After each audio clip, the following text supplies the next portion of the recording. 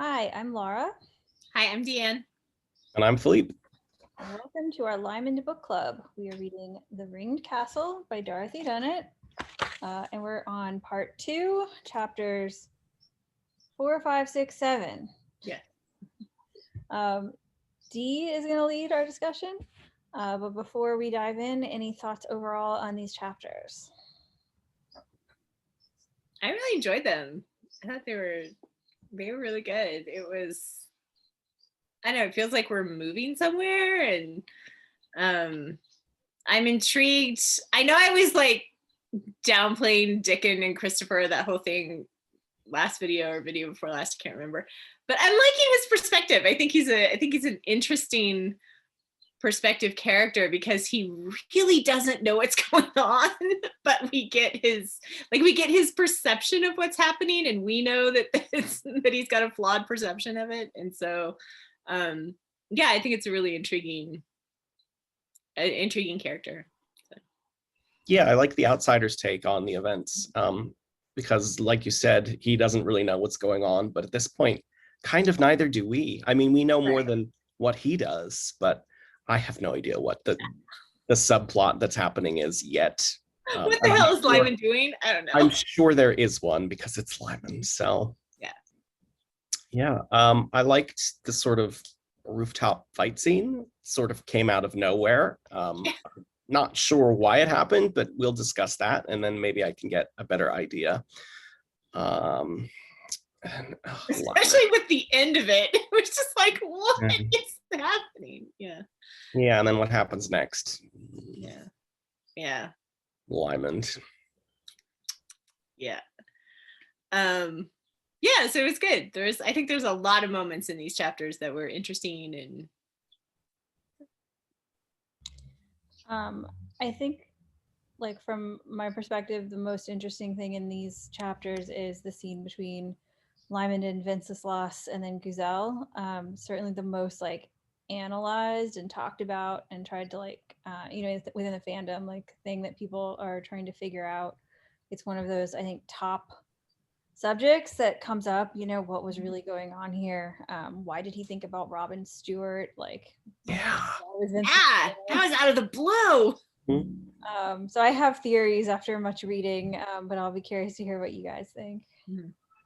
Yeah, something didn't quite scan right with Venceslas just being like, yeah, I was with the serving girl. I was like, yeah, that certainly is not what was going on. But we'll get to it when we get to it. But I think just looking at holistically at these, that's what stands out to me as like the most kind of food for thought in that bit. And also I think in Lymond's scene with Guzel, which has a lot of interesting undercurrents, I think. Yeah. Cool. Much to discuss. Okay. So chapter 4. It starts out with this rather bloody hunt, and then there's some business meetings. So just this first part is kind of this hunt, and then leading into the Englishmen discussing business. So I thought we could look at those two sections and then move on from there. I mean, right out the gate, this whole section with the hunt reminded me of Queen's Play with the Leveret hunt when Queen Mary of Scots almost got assassinated. Yeah, except it's interesting because brutal. It's more brutal, but it shows you the sort of difference between how the French court does these things and how this sort of Russian hunt is just a show of Ivan's power. And that's all it is. It's pageantry. I think it's really telling that the one in Queen's Play was centered around trying to save a little Leveret, a little bunny. And this is all about just mass slaughter of them. Yeah, like mass slaughter. I mean, I think it's I think partly, like you're right, illustrating the difference between the Russian and the French way, but then it's also, I think, illustrating the difference in Lymond, where here he's got this eagle that's killing animals and he isn't trying to save anybody this time around. Yeah. I thought there was an interesting little bit where this is just a nice example of something that I think Dunnett does, where she'll bring up like a little a little tidbit of something, and it kind of makes you ask a question, and then when the question is answered later, you pay attention more because you've had the question asked. So there's at the top of 213, Lymond says that Danny Hislop and Blacklock are not there because they're undergoing a course of correction, but then doesn't specify like what that is or anything. So I mean, it's like, what did they do? You know. So then later, when you like when you learn more about it, you just pay attention more. So I thought it was a good example of that. No, for sure. I think also I wanted to ask you guys your thoughts on Slata Baba because you know, it's such a powerful like symbol and there's so much imagery with him and her. And if I'd had more time to get ready for this, I would have pulled together fan art to show you guys. There's a ton of artwork of Lymond and Slata Baba. I'll show it in a later chapter. But it's like, you can see that very striking imagery. But what is this, like, why is she giving us this imagery? What does this animal represent? I think the Slata Baba sort of represents where Lymond is at right now. He's this cold, sort of very engineered killing machine. And that's maybe not what Lymond is, but that's what he's training the Russian army to be. And it could be just that that's not what he is in his entirety, but that is part of what he is. Like, he is a highly trained killing machine in you know, as a single aspect of his character.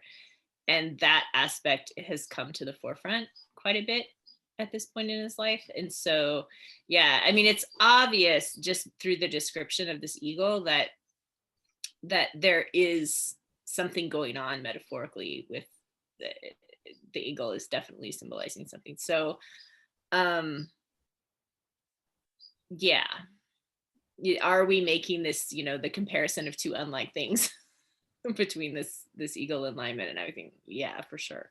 Yeah, and he's definitely there on purpose. I think, like you guys were saying, it's this sort of cold predatory thing, which is what he's trying to make himself into. And he also, you know, when he talks about her, she is pagan. She belongs to a people who eat one another. She does her office well and busily as a good hunter should, which is kind of like him. He's just trying to like do his job as this army leader and, you know, Guzel's plaything basically. His admiration at this point is for like an animal that just does its job. That's what he's trying to be. Yeah. I also think it's sort of a precursor to what happens on the roof later, because we see how this eagle is cold and calculating, but meticulous in its hunt.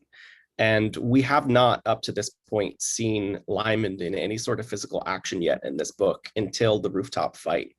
And like some of the moves that he has and like some of the ways he handles that, like by plunging everything into darkness and, you know, using his senses to find, is it Vishnevetsky? Is that the other guy? Yeah. Prince Dimitri. Like, it's very predatory and very animalistic. So yeah, I think one key thing here though is that Slata Baba is a trained animal and not a human. And so, you know, like you get this, Lymond is perhaps wanting to be this kind of person at this point in his life, but he's a human who is not a trained animal and who has depth and has complexity in ways that this eagle does not. And so I think in addition to having a comparison, there's also a contrast, which the contrast is that there's a lot more to Lymond, and he's not going to be able to stay in this cold, militaristic, predatory aspect of himself forever. Like, he can't live here forever. So it'll be interesting to see how that changes. And I think it does change a little bit. We're seeing that a little bit here, I mean, later. Yeah, I think the other thing with Slata Baba that's interesting is his bond with her, his bright blue eyes watching her. And it's sort of subtextual, but even though he's drawn all these boundaries around himself, he's bonded with this eagle. And it sort of, to me, represents like, even though he's trying to be the ring castle, he's trying to be inaccessible to everyone, no one can use my first name, all this stuff, like he's still Lymond, he's still human, he still has emotions, and he has developed a bond with an animal, which is like a very common thing when a person has been through really bad trauma, to bond with like an emotional support animal. So here he is, despite himself, bonding with an animal, which of course happens to be this like predatory, you know, killer, but it's still, I think, telling on his part that he's formed this bond with her. Yeah, and if from what my very, very minuscule knowledge of falconry, there has to be a lot of trust in the bond between a bird of prey and a person who's their handler. Like, they can't, a bird of prey is a really powerful thing. Like, you can't just like pick him up like a puppy. So he spent a lot of time with this bird, and a lot of time, and has like very carefully encouraged this bird to trust him and all of that. So that's kind of cool. Yeah, for sure, it's telling. I think the other mystery we get here is just Chancellor continuing to pore over which of the men is Lady Lennox's agent. And we get that in this chapter, and we get it in some of the subsequent ones as well, where he's kind of like going through the list of names and like, why would this person care about English politics? Why would that person? So I have a question. Does her agent have to be someone who came with Dickon? Like, can't it be someone who's already there? Like, she obviously has someone who's already there because she knows about stuff. So I'm a little bit confused as to why Dickon Chancellor is 100% sure that this assassin came with him, as opposed to somebody who's just going to get some. I mean, anybody could get delivered a message from her eventually and become, I don't know, like, what if it's Danny Hislop, or, you know? I think it's misdirection on Dunnett's part, that she's trying to make you think it's one of the men with Chancellor. So you're looking at them, when in reality, when it turns out to be Danny Hislop or Ludovic de Harcourt or one of Lymond's men, that it'll be a surprise. Yeah, so. I think that too. I think it's one of the guys with Lymond. Yeah. Just because I think it's more devastating for him to be like attacked by one of his own men, as opposed to this random guy who shows up with the English. And like, I think Danny is the obvious choice right now because we don't know much about him. But the more I think about it, Ludovic de Harcourt is one of the Malta people. He's from. That's fishy with him. Yeah, like he could have loyalties to Graham Reed Mallet, and he could be. Lord. I know, but he's a knight of the order, so it's a possibility. That's true. I don't know how that would put him in contact with Margaret Lennox, but it would give him at least a reason to betray Lymond. I mean, he certainly has some sort of beef with Lymond. That's like, for sure. Like, we can see that. So yeah, why do you say that? Well, because of the way that he treats Christopher Chancellor. Like, and he's warning him off, and he's certainly implying to Dickon that Lymond's a pedophile. Like, so like, that's sketchy. Yeah. So yeah. Keep him away from you, Cade. Right. Like, I mean, it could harken back to the moment with Lymond and Jolita. She wasn't necessarily a child, but she was still young. Right. I mean, and Lymond did kill his own son. I mean, it's not great. Yeah. Right? But does, like, I don't know. It feels like de Harcourt's thing was malicious in a weird way. Like, I don't know.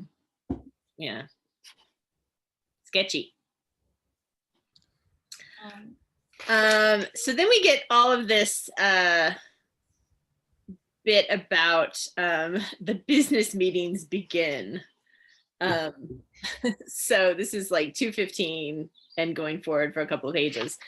It's this, well, we have Dickon thinking about who's this assassin, who's Margaret Lennox's person, but we also get like trying to figure out this agreement that the Tsar gives the English, and then it seems so favorable to the English, and some of the English guys are like, woohoo, we got this great deal. And then, but Chancellor, which I admire about him, is suspicious, and he's just like, yeah, this looks really good. In fact, he says it looks good on paper, and he doesn't know what the Tsar wants with this deal. So I don't know if there's anything else. Well, what do you think the Tsar really wants?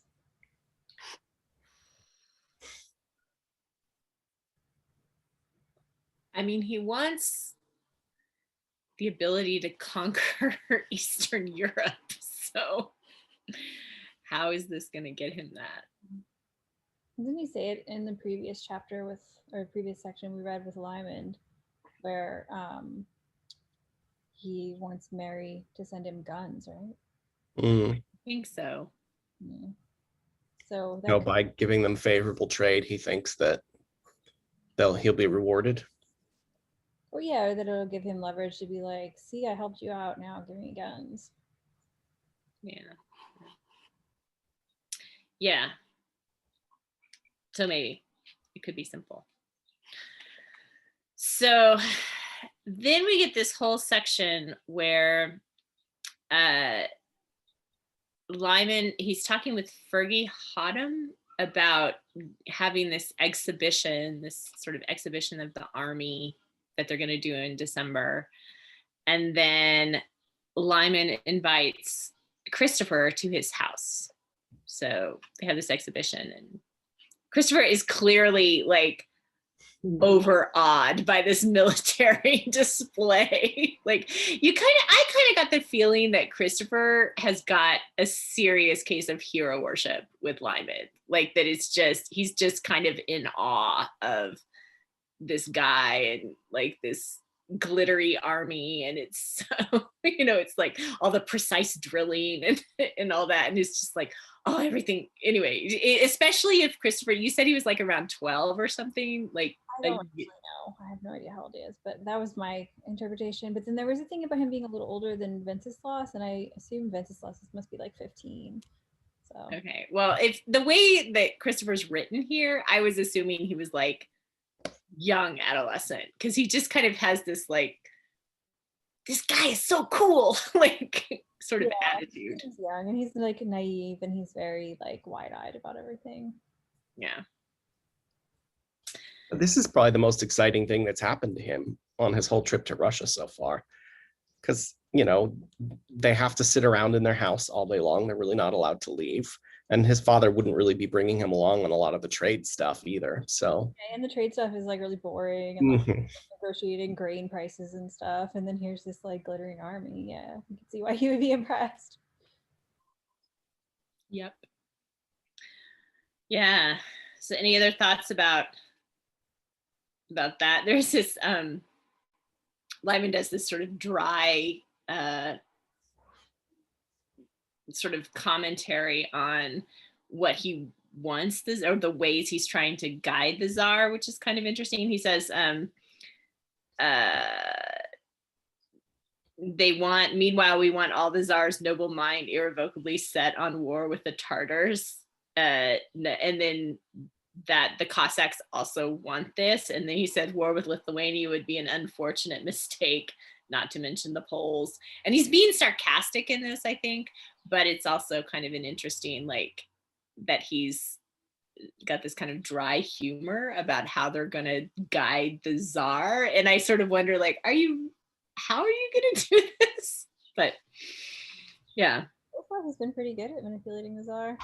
Yeah. I just have this ominous feeling that the Tsar is going to at some point just go batshit crazy. And yeah, I mean, Lymond thinks he can control him, but this is Ivan the Terrible. Like, we know that he ended up with that name in history, so we know more than Lymond does. Like, so Lymond, he's a young monarch in his mid-20s. Who knows where he'll go? Yeah, very good. I think also one of the things that's telling, just in general, is how few comments we have on these chapters compared to like the previous books. And I think part of that is because like a lot of in the previous books, we were just commenting on like funny turns of phrase and like, clever things that are entertaining. But because Lymond is in this state where he's so removed from us, like, and he's so shut down, we don't have all these humorous moments to comment on anymore. And we don't really have any, like, until actually later in these sections, we don't have a lot of like deep insights into his character either, because he's so distant from us. So it's like a lot of what we're getting is the surface stuff of what's happening, and we know that there's more going on underneath, but we're not really getting it. So there's less to talk about, which I think she's doing on purpose. That's also why I don't love this book as much, although some people really, really love it. Those of you who love this book very much, comment in the comments about what it is about this book that you adore. But no spoilers. Yeah, no spoilers. I hear a lot about the beautiful landscape descriptions and how it's like hypnotic and evocative and stuff like that. That's so funny. My big complaint about Tolkien is that we walk through the forest for 40 pages. Like, so yeah. Not my kind of thing either. Not my thing. Yeah. All right, chapter 5. Chapter 5. All right. Let's see. Yeah, there was a little bit of interesting thing at the end of chapter 4 where Dickens wondering like why Lymond wants them to witness his domestic arrangements, as he puts it. So Dickens thinks that Lymond wants them all to come to his house because he wants them to see his place. So I think that's, it's like, isn't it just so he can talk to him without being spied upon? Because there's very few moments where he and Dickens can actually sort of talk.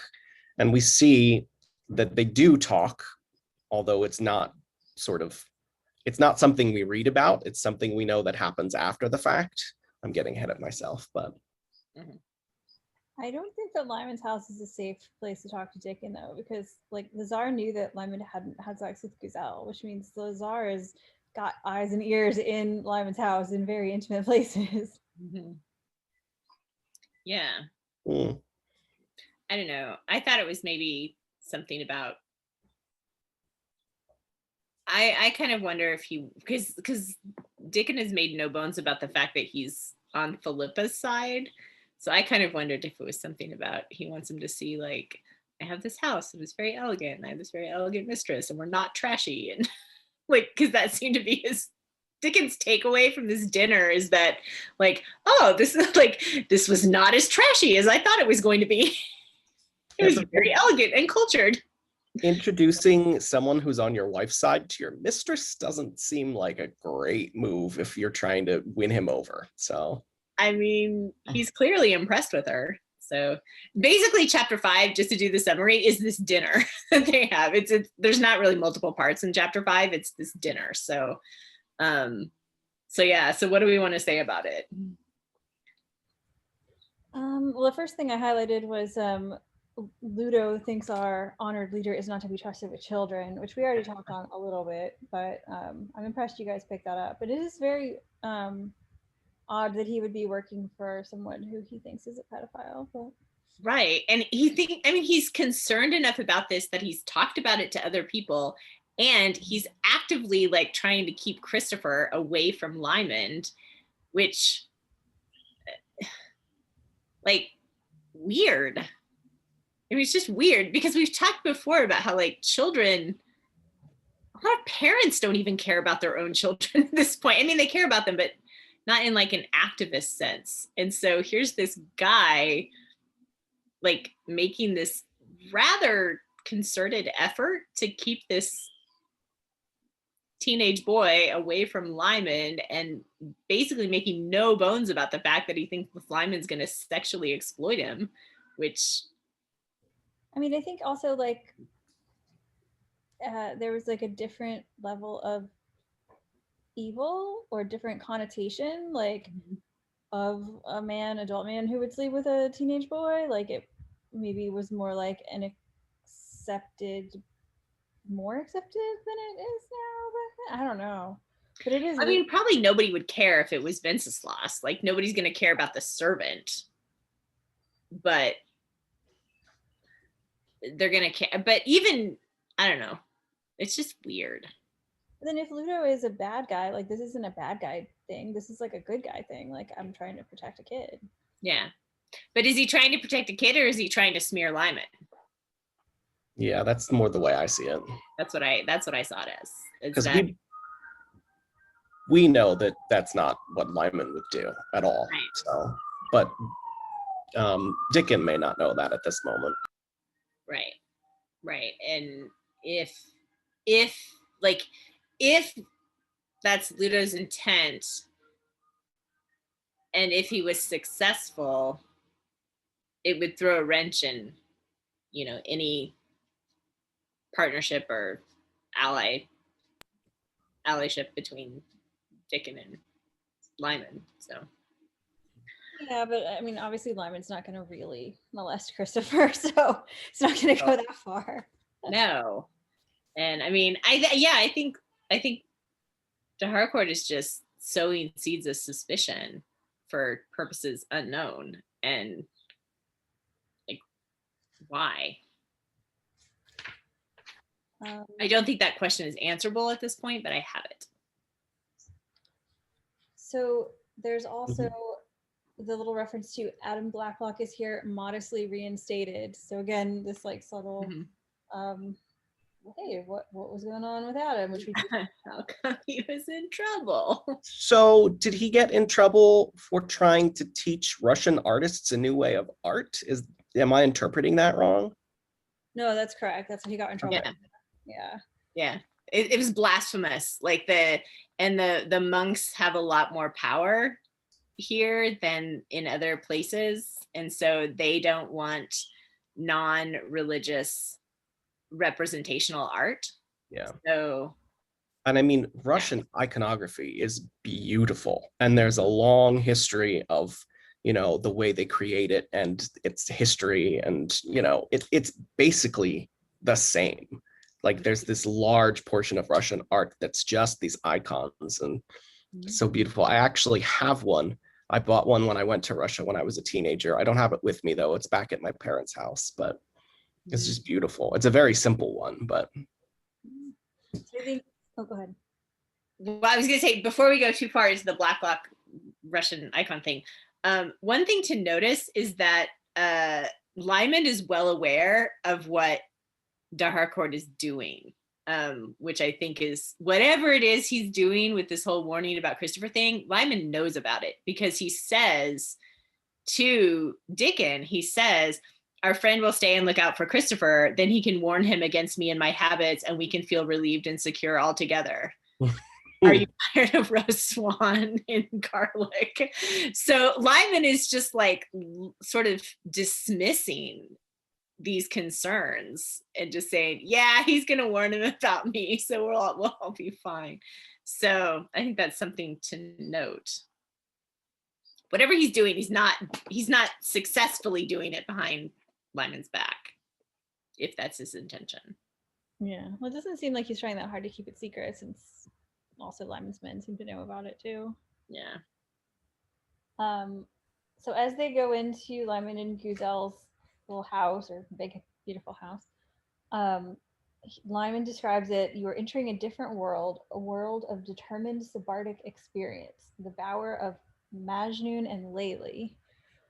So I have the Dunnett companion here. Majnun and Layli, names given to the stars of Sirius and Betelgeuse by the Arabs. The couple in question are famous lovers of a Persian poem, the Romeo and Juliet of the East. So I take that as Lymond speaking ironically, because they are not in any way Romeo and Juliet star-crossed lovers. They are very, intentional and manipulative and mature and experienced, etc. Well, and also he almost immediately goes into this, do you have a mistress, Master Chancellor? It is an asset no man should deny himself. Without it, the cooking suffers abominably, and I dare not mention what goes amiss with the drainage. So he's like, after this like hyper romantic illusion, he then says, yeah, you need a mistress because she's gonna take care of the drains. So yeah, I mean, I think that like one of the things I feel like is really clear is that this is like a business partnership. It's not romantic.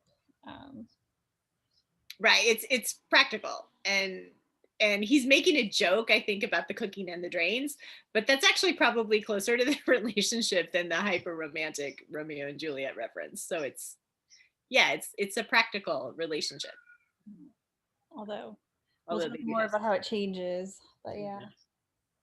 It's interesting to see that this house is almost completely designed and decorated from Guzel, because in all of our dealings with Guzel in the books before, we've never seen her in like her own place, whereas this is her own place, and like the refinement that she picks, and you know, it shows you how much money that she smuggled into Russia with her as well. inside bodies. Yeah, Mhm. it seemed like this house and gardens were sort of like a partnership between her and Plummer. Like he's the architect and she's the designer. And yeah. Yeah, I made some notes on what, like, because there's a whole lot of descriptive scenery of beautiful things, but I've noted like what it's intended to convey, which I think the whole idea is super international. It's incredibly worldly. This experience of all these different cultures. It's really sophisticated. It indicates power, wealth, and taste. So like basically all this stuff, like that's the point of it, is to show these things. Yeah.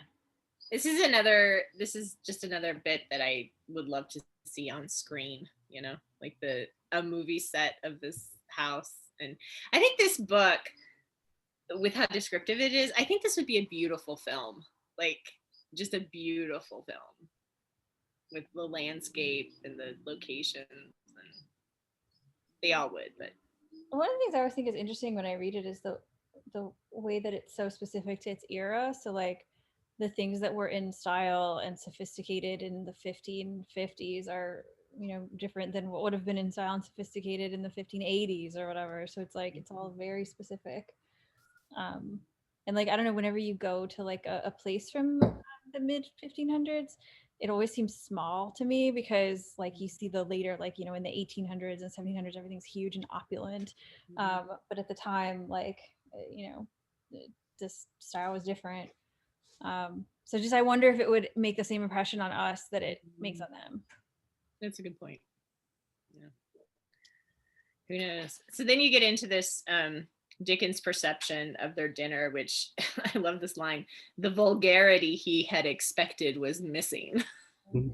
So he's a little stunned at how classy this dinner is. Yeah. Well, in the description of Guzel, that she has the face and the mind and the power of a woman of destiny. Mm-hmm. I feel like this whole sequence reinforces what we already knew from the beginning, which is that this is not Lymond's power trip in Russia. This is Guzel's. He's her tool. Mm. Mm-hmm. Yeah. Like here he is admiring Slata Baba, a tool that does its job efficiently. That's all he's trying to be right now. Yeah. Yeah. Back to the whole de Harcourt thing. 299 has a couple of bits that I underlined. One is that Christopher came in, his eyes dilated from the darkness outside, with Ludovic de Harcourt, the big smiling knight of St. John. And I just think, I was like, oh, that's there's like this smile. I mean, the emphasis on the fact that he's smiling, and I'm like, oh, what is he hiding? Like, why is he smiling? I don't know. I'm so suspicious. Why is he smiling? And then later, just a little bit more down the page, Venceslas is serving Christopher, and Dickon is thinking, he says, the Polish boy was beautiful. Even if what the big knight had hinted was true, there was no need to concern himself unduly. The matter, he thought, was already adequately taken care of. And I was kind of like, what? Like, okay, so even if Lymond's a pedophile, he's gonna focus on this beautiful Polish boy and not my son? Like, is that what he's thinking? That's what he's thinking. He's thinking, oh, he's not gonna bother with Christopher because like this Polish boy is so pretty and is his servant. Okay. Yeah. So then we have this really, I thought, wonderful description of Lymond that straddles 230 and 231. that was just, it's just sort of Chancellor's, this is who I think Lymond is. And it's sort of this, his education, his thought process, his physicality. And again, it was just nice. I think Philippe, you said earlier, it was just nice to get a outsider's perspective on Lymond again and see what he sees. I was sad that Guzel was the one playing a lute and Lymond doesn't play music at all. I was like, here's your chance, buddy. Go, do, have fun. Still shutting himself off. Yeah. Hey, at least you can listen to it again. Yeah. It's true. I think the interactions between Lymond and Guzel are really interesting. It's described in more detail in 230. There's a whole lot earlier too about their wit and stuff, but in this one, they had barely exchanged a glance in the course of the evening. There was no call for it. Cool and assured, each wholly in command of all the civilized arts of giving pleasure, they wove and interwove their attentions, controlling the evening between them, guiding the talk, leading the laughter. So this weird, like, they're super symbiotic and like partners leading this social event, but they're not interacting with each other. So like they're, again, it's like this business relationship thing. It's not like they're in love. It's like they're just like super competent, powerful people who work really well together. Yeah, you can totally see them as just like CEO business partners who are leading this business dinner and just, you know, they have a plan and they're just weaving back and forth and sort of manipulating the evening to function as they wish. And yeah.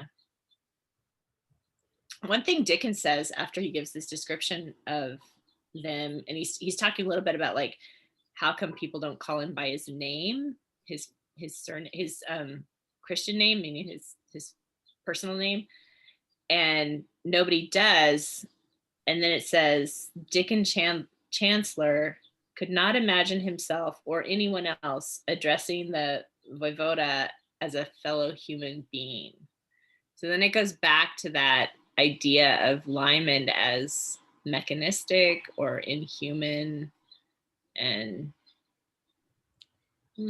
yeah, Dickens about where Will Scott was in the first book, like taking that as the reality when that's just the mask. yeah. But I do think Lymond at this point is closest as he's ever been to that mask starting to become his reality. But I don't think that it ever really will. No.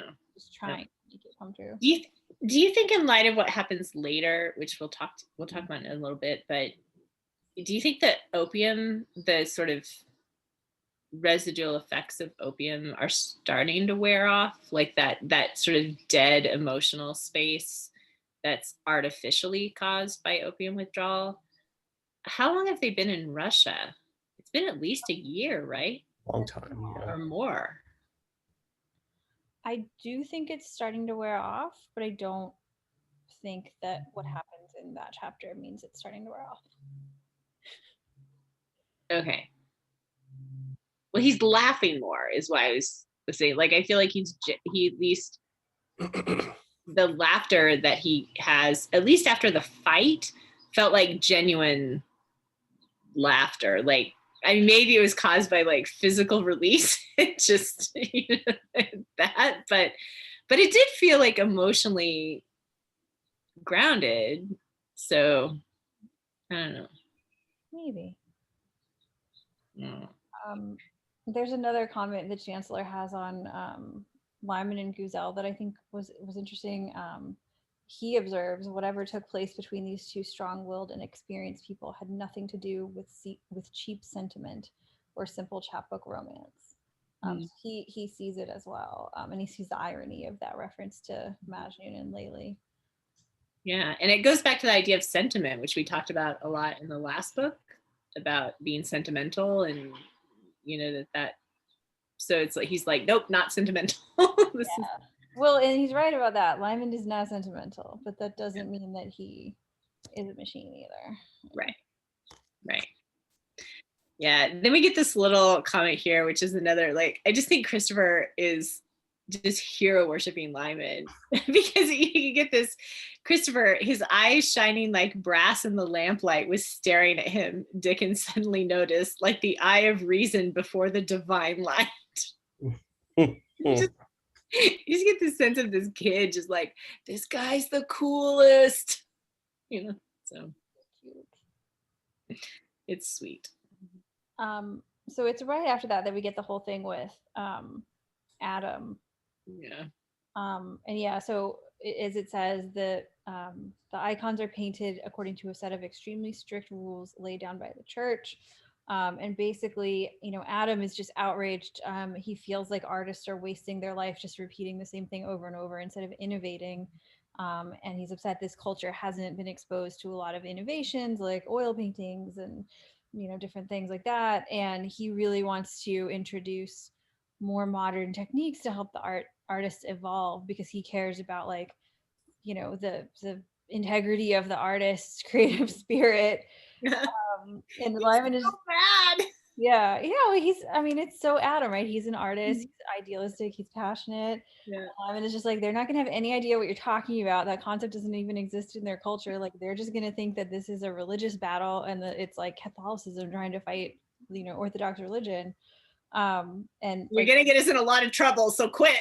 Yeah, exactly. It's gonna literally could start a war in the wrong direction. Yeah. So Philippe, does that answer what you were asking about? Yeah. I figured that was kind of the gist. I just thought maybe I was missing something.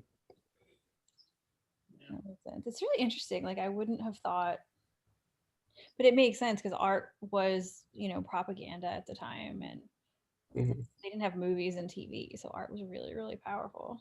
And a lot of people couldn't read, so art was the most powerful media. Art and music. Yeah. So that leaves us to discover what Daniel Hislop did, what his reformation was about. Unless I missed that. That comes later. Oh, because yeah, both right. he and Adam Blacklock were in trouble and got sort of sent away. Right. It doesn't say what Danny did, does it? Mm-mm. Not yet, at least. Yeah. Still suspicious of Danny. We also have we keep getting reminders of the sarcophagus that Guzel smuggled her gold in, and the fact that she smuggled it not in the coffin but in the bodies. A stronger casket than any smith could devise, a wrapping of dried skin and bone dust. So, yeah. Also, the logistics of that I'm a little bit curious about how she did that, because those mummies are like wrapped up really well. So did she unwrap all the mummies and stick stuff in them and then rewrap them up? Like, ew. Well, they might not have been the original mummies. She may have just found bodies and wrapped them, Yeah. Oh, that makes more sense. Okay. That does make a lot more sense. It's not like they would know. Yeah, because the ancient mummies would have probably fallen apart if you tried to unwrap. They're so dehydrated. Yeah, that was my interpretation as well. Also, it's not like she did any of it with her own hands. She's got servants to do it. Right. She did stuff. Yeah. They just found some bones and hid stuff and wrapped them up. That makes way more sense. Never mind. I was trying to be like, oh, authentic mummies. No. Isn't Vishnevetsky the one that they sort of smuggled these mummies past earlier in the book? Wasn't he the one that sort of met them while they were on their way to Russia? The first Russian guy that we met way back at the beginning? Yeah, he was the first guy we met at the beginning, yeah. I don't know if they were smuggling it past him or he was just like meeting up with them. But yeah, he was the guy in the beginning. She's sort of saying, oh yeah, that's what I was doing with all of those, that's what I had with me when we met way back when. And he's like, oh, I didn't know. I thought that was interesting that she's sort of like the villain revealing their master plan. Oh, Guzel. She's got a great line at the end of that section where she says, a queen does not need to be crowned in order to So good. Yeah. I still think Russia was a bad choice because this is right after Vishnevetsky is going on about how the Tsar hates women. There will be no Diane de Poitiers, no Mary of Flanders, no Medici Queen, blah, blah, blah. Like all these powerful women in Western Europe would not be able to hold power in Russia. And then this is where she's saying like she doesn't need the crown in order to rule. But I think like a lot of these women didn't have crowns either. Like, yeah, and like to be in a society where women like aren't allowed to leave their house and go to social events, how much power can you really? Yeah. Like she's got to have a lot of faith in Lymond and like really have to live through him. Mm-hmm. And it's not like she can control everything he does because he's traveling all the time. So how much power? Like again, how much power does she really have? Yeah, and it seems like she kind of wants to be Diane, you know, de Poitiers, and in some way, and like he literally says that's you can't be her. Like this is not gonna happen here. Yeah, I think you're right. I think this was. I wonder if this was a cultural miscalculation on her part or an individual miscalculation. Like, is it because of the culture of Russia that this isn't going to work for her, or is it because of Ivan in particular it's not going to work for her? So I wonder if it had been a different person who was Tsar, perhaps it would seem more likely that this would work. But as it is, yeah, it does not seem like it's going to work. Well, I mean, we do see in Russian history that things change because Catherine the Great, I think, is after Ivan the Terrible. And, right. you know. Yeah, so it seems like maybe it's an Ivan miscalculation. So, Let's see. Who knows? Other thoughts on this chapter? Again, we end the chapter with this whole de Harcourt Christopher thing. Like it's so interesting the way that it's just popped through the entire chapter, because there's another line that we didn't even say earlier that Christopher shifted his position merely because he had a cramp, but had still not taken his eyes from the lazy lamplit face of his host. So he just continues to stare at Lymond through this whole thing. And at the end, he says, Christopher's telling his dad about like, we did all these things and all this, you know, training stuff. And then they have a steam room, and then they lay there and they sweat and they go jump in the river. And then Dickon says, did you? And his yes, said his son. And looking at his bright eyes, Dickon Chancellor apologized silently to the absent person of Ludovic Harcourt. And I don't know if he's saying that just because it's like, oh, sorry, my son's annoying, or, you know, if it's just interesting that that's kind of the ending note of this chapter. Yeah, I took that as like Christopher's a handful. He had like, sorry, I dumped my son on you.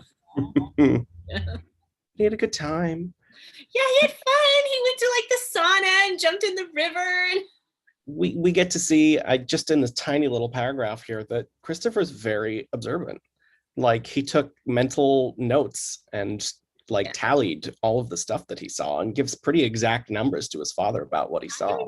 I actually got the sense he was supposed to do that, like that he was actually actively trying to figure out what I mean, maybe his father didn't tell him to do that, but I think he was, because his memory is so precise and he sort of gives this report to his dad. I feel like he was like analyzing their strengths and remembering it to report back later. It just seems like something a teenage boy would do, you know? They're always like baseball statistics and whatever. That's true. You know, at the time. That is true. Whatever it is they're obsessed with, they remember all the details. So.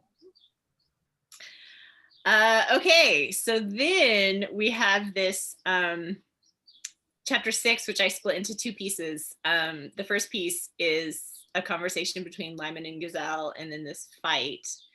And then the second piece is the aftermath of the fight with Guzel. So let's just talk about like this initial conversation and then the fight first. I think that I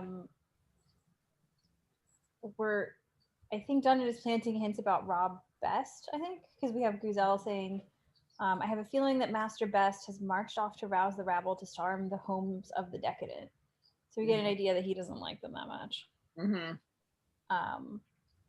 So I feel like she's planting seeds to like make us suspicious of a number of people in addition to Ludo and Danny. So we can try to figure out like, well, which one is it? You know. Yeah, which one of these guys is it? And yeah, I love Lyman's response, which is, it's not gonna work because the peasants aren't gonna do anything.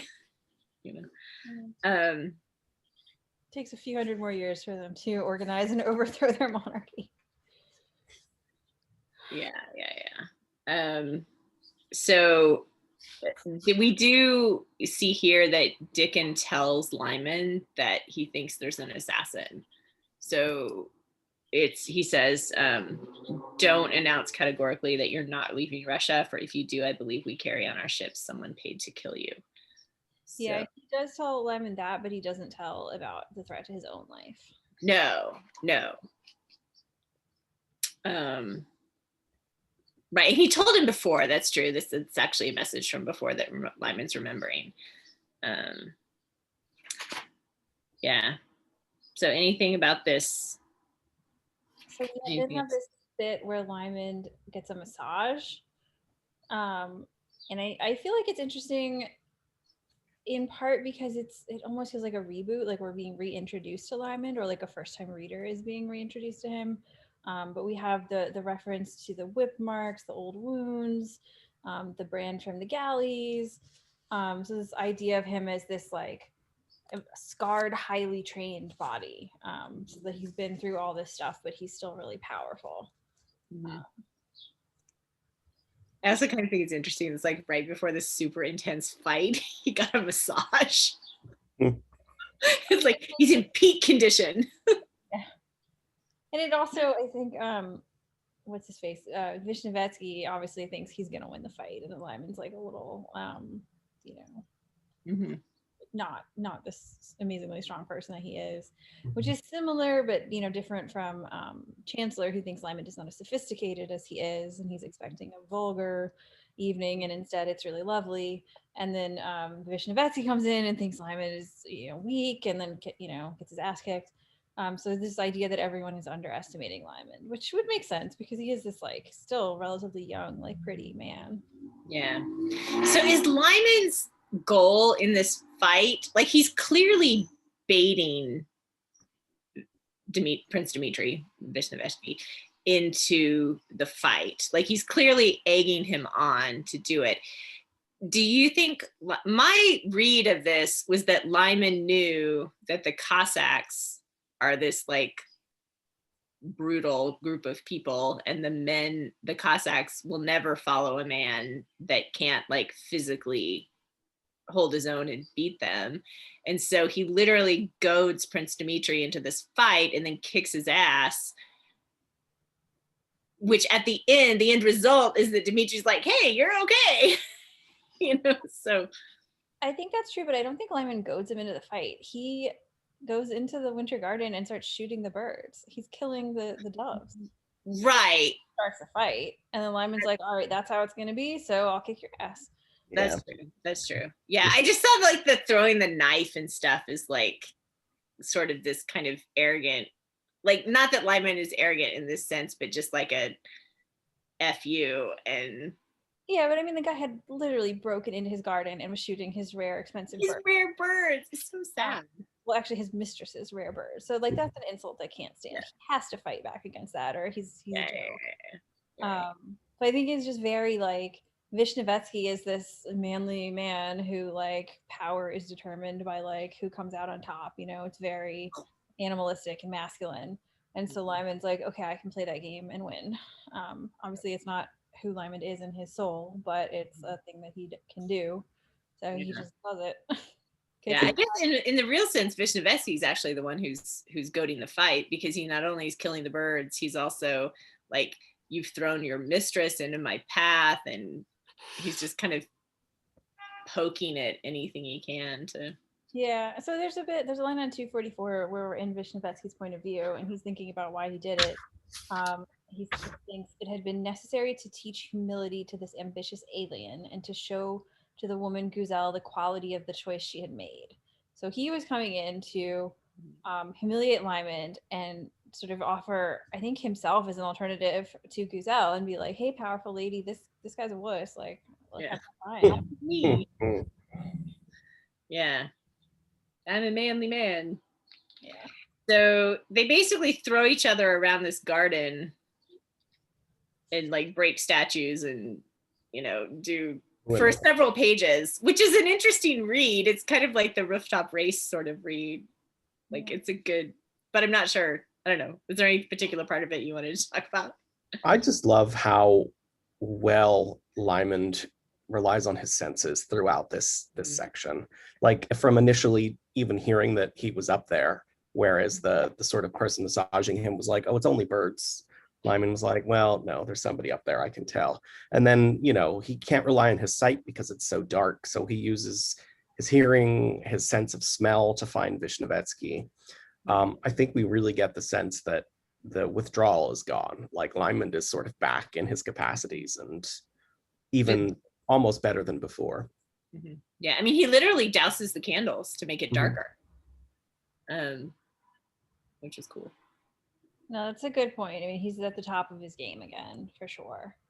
And he's recovered physically, at least. And we also have a very Queen's Play moment, which is there is no foul trick in Europe or out of it, which is not known to a chained galley slave. So this fight, which is very similar to the fight with the Cornishmen, where Lymond uses lots of dirty tricks to win. And just like we, as like, if you're a first-time reader, also as get introduced to this, and if you're a returning reader, it's telling you like he's recovered from you know, opium and everything. Like he's at the top of his game and he's a dirty fighter and he can kick ass and all this stuff. Yeah. Yeah. It's also interesting too that the Cossack that Dimitri, like, he doesn't care about like proper fighting rules. This is not like fisticuffs, you know, so he is also as like street fighty as Lymond is in this fight. So that's what I think, that's actually what he admires Lymond for this dirty fighting style. Which it's just a very, very masculine kind of proving your toughness. Toxically masculine, no less. Yeah. This end where Lymond says, so Prince Dimitri moved his stiff lips. "I was saying," he said, "that I believed my Cossacks would follow you," which is obviously a huge concession for him to say, like, "Oh, my men would follow you. Like you're the kind of guy that you're enough toxic masculine, enough of a toxic masculine guy that my men would follow you." And then Lymond is basically like, "No, like that's not the power that I want. I don't want them to follow me," he said. "They will follow you as always. My hope is that you and I may find ourselves yoke fellows. It seems to me our whims are well matched." And that word yoke fellows is really interesting because to be yoked is to literally be moving in the same direction, using the same pace, like to move step by step together in the same direction. So it's interesting that he uses that language with Dimitri. Whether or not he actually means that is a completely different question, but that he wants Dimitri to hear that is interesting. I think the connotation of that word is really important also because you're not moving independently. You're at the whim of whoever's controlling the yoke. So like Lymond, again, he's never saying I'm a powerful force in Russia. I am a servant of my mistress. I'm a servant of the Tsar. Like I do what I'm told. So even in this like powerful masculine thing where he's won this fight, he's not like I'm the toughest. He's like, you know, I'm a really competent implementer of the whims of my masters. Yeah. That's really true. Yeah, because yoked oxen do not choose where they go. So, which is why when we talk about Lymond recovering, like he is coming out, certainly physically, but like the way he's just like, I do what I'm told by Guzel and by the Tsar is like, this is not quite back to himself. So Not yet. Yeah. Okay. So then we get to this, I'm assuming, highly talked about section of this book. Yeah. So here we go. We get the conversation with Venceslas and this scene with Guzel. So, thoughts? So you guys say what you how you interpreted it, and then I'll tell you what I think, because I've read like lots of meta about it and stuff. So you guys will have a fresher perspective.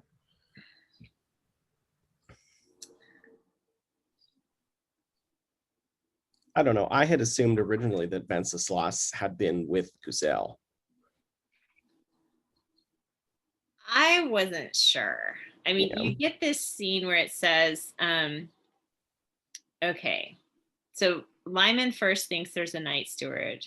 Then he says, we saw it was not, but the cloaked figure of a boy who slowed still further as he watched, and then stopping, looked over his shoulder as if he heard Lymond's step. But he had not, because at the sight of him, he stood perfectly rigid, his dark eyes dilated and remained staring without speech, while Lymond in turn walked up and stopped. Venceslas, the boy took his hands away from his throat. So he's like, he's startled. My lord, below the fine curling hair, his face was as stiff as a sledge of shot hairs. His eyes on Lymond's face were quite blank and darkly sleepless. He ran his hands up and down the cloak edge. Like he's super nervous. Lymond said, what are you doing? It must be 4 hours to dawn. The figures ran up and down, up and down. The cloak slipped and he caught it, his soft fingers trembling. My lady called me. Beneath the cloak, plain to see, had been the sheen of bare flesh. So this kid's naked underneath this cloak. There was a pause of hardly perceptible length. Then the voivoda's veiled eyes smiled. I think not, he said. I think perhaps one of the mistress's charming young seamstresses is waiting somewhere, or one of Layla's helpers. Am I right? The beautiful clear face was gray-white as water-filled glass. Yes. And then he's still nervous. And then like Lymond sends away and he runs down the gallery. I just don't think he would be naked under a cloak if he was going to meet with somebody. Like, to me, the deed has already been done and he's on his way back to wherever his quarters are. Well, I don't know if he's with Guzel. It might not be Guzel. I don't know. I was super confused. I do not think he's trying to meet some young servant girl. I don't think that's what's going on. Well, who else is in the house right now? Vishnevetsky. Right. Guzel and the servants. Those people. Like, is he waiting? Was he wait? I don't think he was waiting for Lymond because he was so scared when Lymond found him. Are any of Lymond's men staying there? Is Dickon Chancellor still there? I mean, I don't think he was with Dickon Chancellor. I'm just trying to think of who else might still be in the house. I think it's telling that when Lymond finds him, he's loitering. And then we realize later that they're at Guzel's door. So Lymond finds him basically loitering outside of Guzel's room. Mm-hmm. So we've already had an assignation. Why would he be loitering outside her room? I took it as she's called him there and he's afraid to go in. And so he's hesitating at the door. And that's when Lymond catches him. Yeah, I mean, I think that makes a lot of sense. I think, because I think he's not, there's clearly some sort of sexual thing that's supposed to be happening because he's naked under this cloak. Like that, obviously that's the thing. It's not with random servant girl. Like that's definitely not happening. So it's got to be either he's waiting for Lymond, which I don't think he's doing because he's outside Guzel's door and he's super scared when he sees Lymond. He's waiting for Guzel, like to go in, either to go into her or leave her. And I think you're right, since he's waiting around, it doesn't seem like he's leaving. Or some other random person, like Philippe said, but he's definitely outside her door. So I think also like when Lymond does go in and see Guzel, she's in the room all done up and waiting at like 3 in the morning or whatever time. True. So I think she called Venceslas there for sex, and that's why he doesn't have anything on under his robe, and he doesn't want to do it, and so that's why he's outside of the door, hesitating to go in. Mm-hmm. Yeah, I think that is a valid read of this text to use. I think what's also very telling is what Lymond says to him, which echoes what Lymond said to Chiretin about saving your kisses. He says to him, make no more assignations until you are a man. There will be time enough then.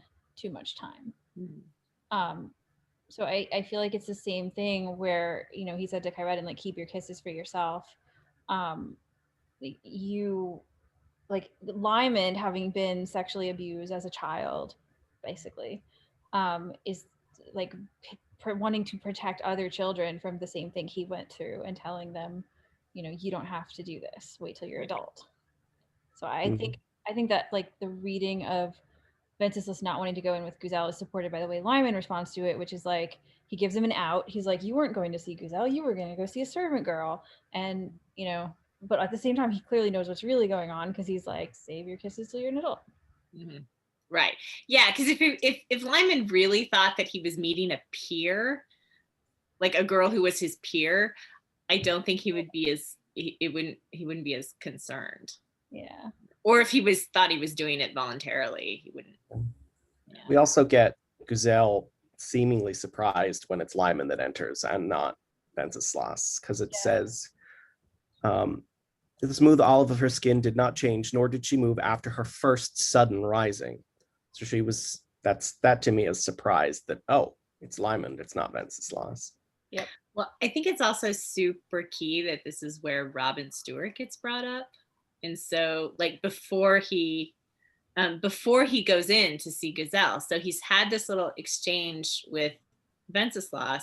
He turns to the door, like he's about to go in, and it says, it kind of describes physically what he is. It says,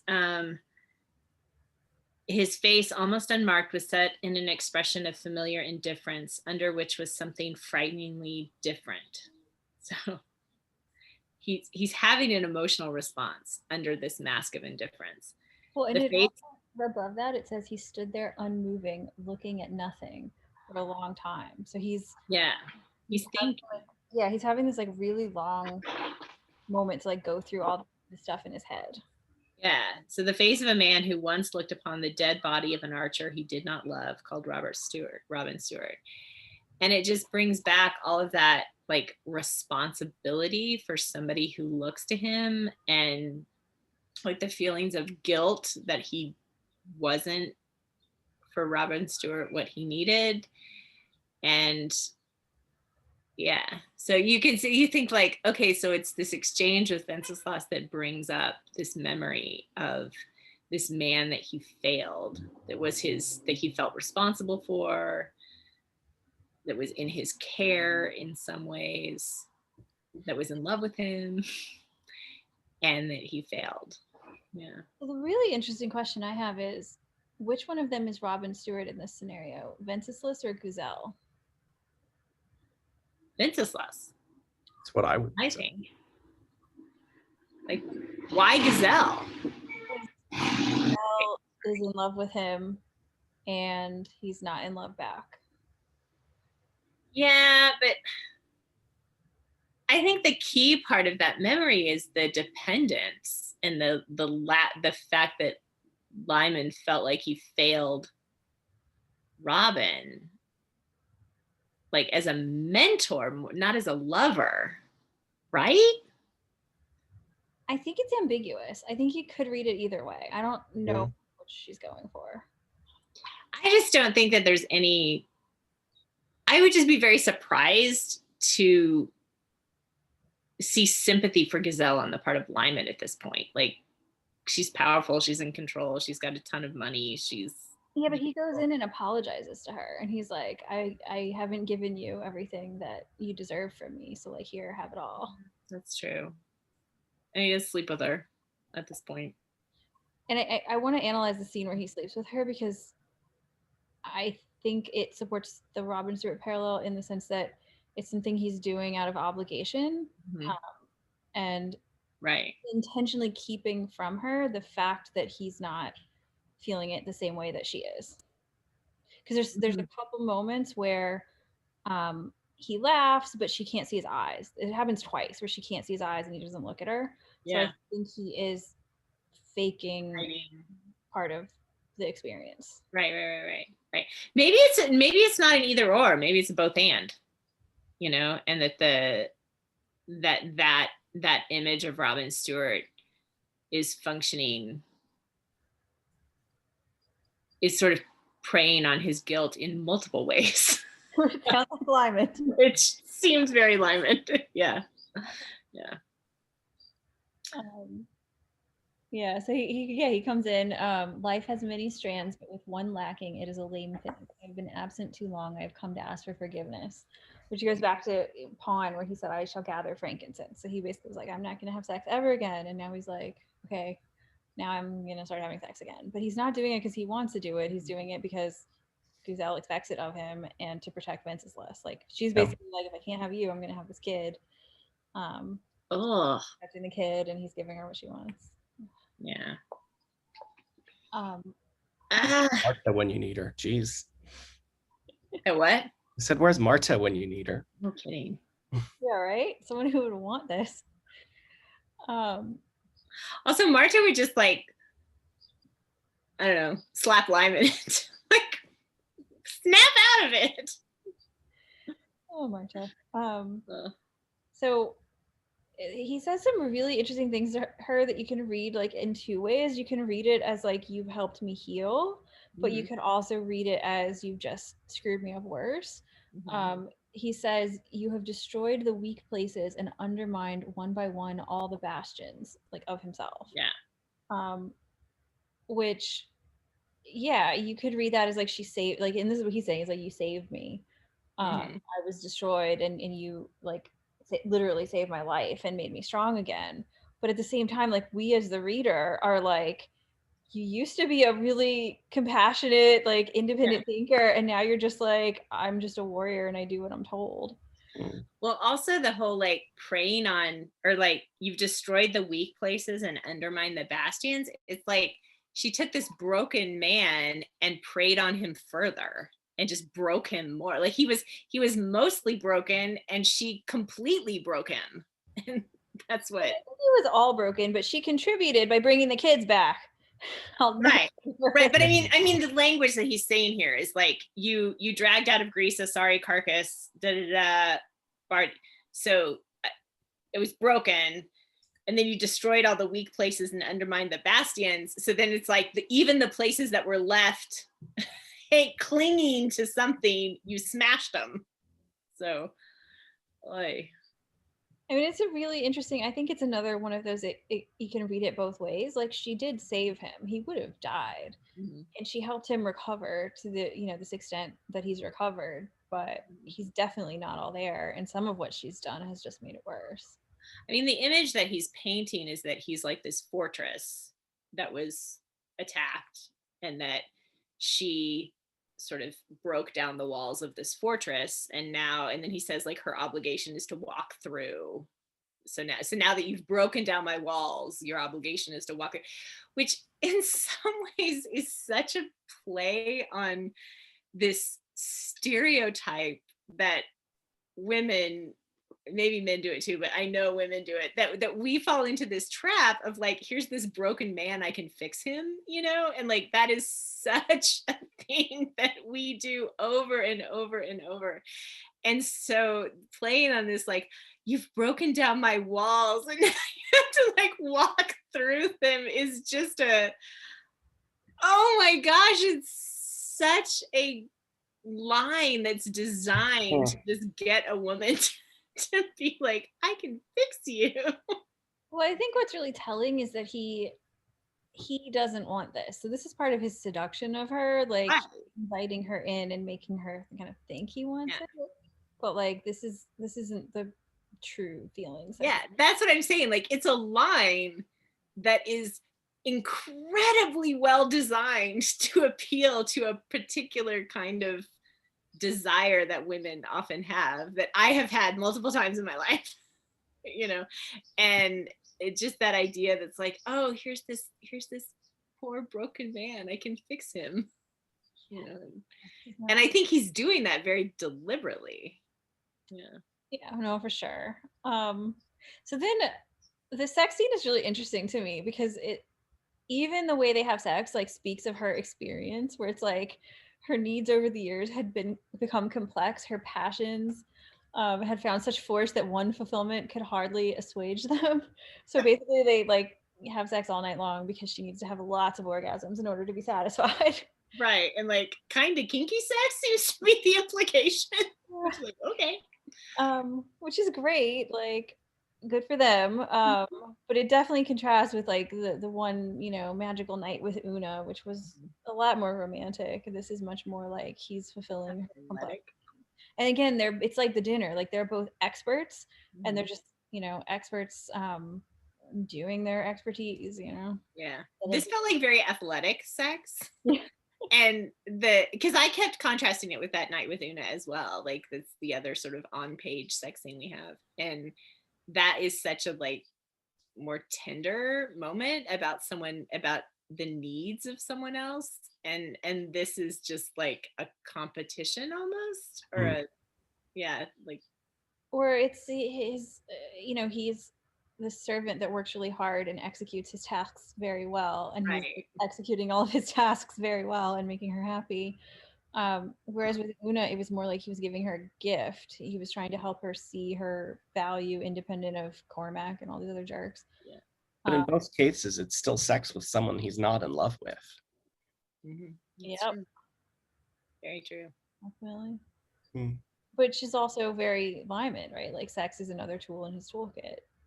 It's not like, you know, I feel like he was so damaged by whatever happened with Margaret Lennox. Like we can sort of assume that being barely 16, he maybe thought that it was romantic and then realized, oh no, that's not what's going on here. And now he has this idea of sex as transactional.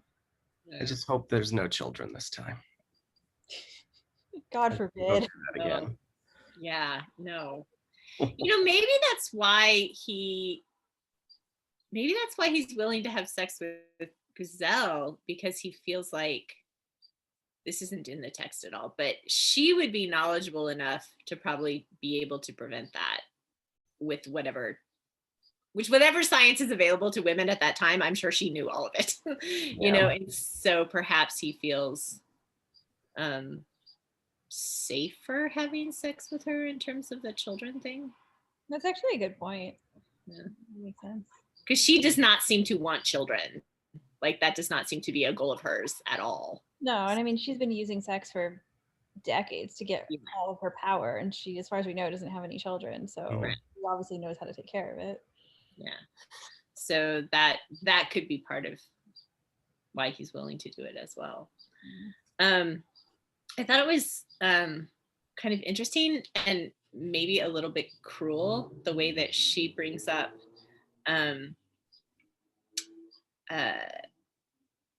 so she said that she's heard about him long before their time at Djerba, and so she says like I knew that you could do what you're doing here in Russia. As for the rest, and Lymond says like there's been no rest that I can remember, and she says, as for the rest, I think we've been to the same school, you and I, and to the same trade thereafter. Man has an animal appetite, or I would be nothing. I too have had my Margaret Lennox and my Aga Morat and my child whore Jolita Reed Mallet, more of each and for longer. It has destroyed neither of us, and now nothing can hinder us. She could not see his eyes, but his lips were smiling. And so it just feels like she's kind of trying to say like, all the trauma that you've had, I've also had, and my trauma is worse. Like, it's like, you've had all this trauma, I've had the same trauma, I've had it for longer and worse. And I think she is not correct in that. Well, Well, but I don't think she's trying to one up him or make him feel bad. I think she's trying to mentor him. She's saying you've been through this awful stuff, and it hasn't destroyed you, and nothing can stop us. So she's saying like she thinks she understands. I don't think she actually does, but she thinks she understands. And I think like when he talks about her having saved him, like this is part of what she's been doing is like mentoring him to say that he can recover from these things, but like her idea of recovery is him being a machine that exists to serve her. So Yeah. I don't think she's trying to one up him here. That's not what I was saying. I think she's trying to form this connection with him and say like, we're the same and we've had the same experience and I've even had it worse. And I understand you. Like, so that there's this, she's trying to say like, we're the same. And I do not think he buys that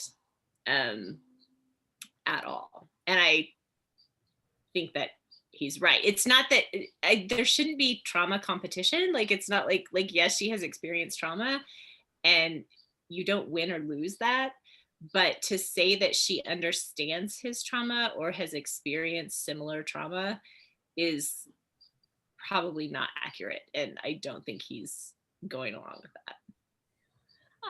I guess I disagree a little bit. I am not doubting her when she says she's had these kinds of traumas. Right. To be a woman in her position, how did she end up as basically a person who is using sex to get her power in the world? Like what was her childhood like that she ended up in this position? Like probably awful shit did happen to her.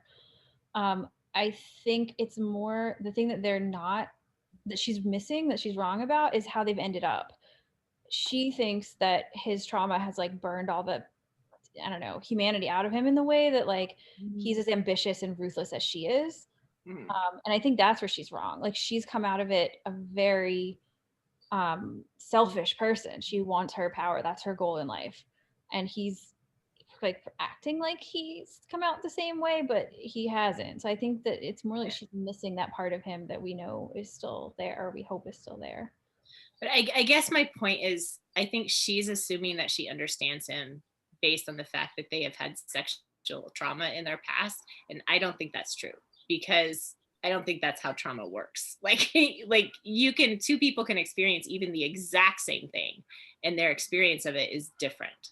Mm-hmm. So her trying to say like, here we are the same and I understand you and we have this connection, her perception of that is wrong. Like, and like, you're right. Like the outcome that she thinks is desirable is not the outcome that's desirable for Lymond either. But I don't actually think she understands it. I think the really telling parts of this are, there's like 3 lines that kind of tell it to you. One is where he's not sleeping. He says, I prefer to sleep alone. So he's not comfortable enough to go to sleep with her. Mm-hmm. 2, when she's talking about how she brought him across many years for this night, it says he did not look at her. Mm-hmm. So his mouth deepens a little at the corner, but he doesn't look at her. Mm-hmm. And then later, she could not see his eyes, but his lips were smiling. So she never sees his eyes. She sees his little smile. So she's missing part of his reaction. She's missing part of what's going on with him. He's keeping a part of himself from her still. Mm-hmm. And I was actually paying attention to this whole scene to see if Dunnett would describe his hands. Like what his hands were doing, which she didn't. But I was like waiting for like his fist to be clenched or something like that. But I think it's really telling. Like he's acting really well. Like and on some surface level, maybe he's even enjoying it. Like he's laughing, he's making jokes. But the fact that there's these moments where we don't see his eyes, I think, and that thought about Robin Stewart, like it tells us that this isn't the consensual bonding of souls that she thinks it is. This is, he felt pressured, he's serving his mistress, he's keeping part of himself from her still. Yeah. And he does have this scene at the end where he's laughing and it feels a little bit like hysterical laughter, like not funny laughter, because it goes on, I mean, not hysterical in the sense of being loud and over the top, but just like he says, he began to laugh softly and he buried his face in the pillow and went on laughing for quite a long time until it ran down like a clock. So it's almost like an emotional release laughter that is not based on the fact that she necessarily said something funny, but just a release valve that is getting, because you know, if this scene has been so tense for him, if he's been pretending to be into her and has been like smiling but not with his eyes, and you know, hiding his response from her, and all of that throughout this entire scene, at the end I just wonder if this laughter scene that goes on for a while is just him sort of letting go some of that tension. I don't know. Maybe. I think you can read it both ways. I think you could read it that way. I think also like he's playing his part really well, and I think it's not entirely a part also. I mean, I think they really do have like we have the descriptions of them at dinner. Like they do really well together. Like they're excellent partners and collaborators. So I think that as a as just another example of their like partnership, they're both really good at sex. They both satisfied each other. They both laughed during it. Like they had a nice time. It's just that he's still keeping a huge part of himself from her, and she doesn't understand him as well as she thinks she does. But I don't necessarily think, I don't know, I think there's also a part where I think he also likes her and they get on well, which is weird. Yeah. Or at least respects her. He definitely respects her. I think he definitely respects her. Yeah. I do love the fact at the end that he sort of apologizes for the state of the garden, and then he kind of gives a whoever slept with Dimitri Vishnetsky fared much worse. So it's just like, you know, I came out of it better than the other guy. Yeah. Well, and the whole thing is a joke about smelling like fish because of being in the pond with the fish in the garden. Yeah. Any other thoughts about that? I was hoping he wouldn't have to ever sleep with Guzel, but yeah, he did. I want him to save himself for someone he's in love with. I think it's too late, Philippe. Well, no, not save himself, obviously, but like he's had so much transactional sex. I want him to have like non-transactional, emotionally complete, you know? Yeah, I kind of felt like him and Guzel sleeping together was a little bit Chekhov's gun. Like I kind of felt like it was inevitable. But I mean, I was the same. I was hoping not, but I think it is like, to your point, we've seen him have transactional sex the entire series, and so yeah, we're hoping that he'll find his way to something more meaningful. Fingers crossed. Okay, so chapter 7. There's basically 2 parts here. So we've got Dickon and his men sort of have this like dust up with this town in Novgorod, I guess. And it basically with the merchants, they have this whole merchant situation. Fire again comes into it.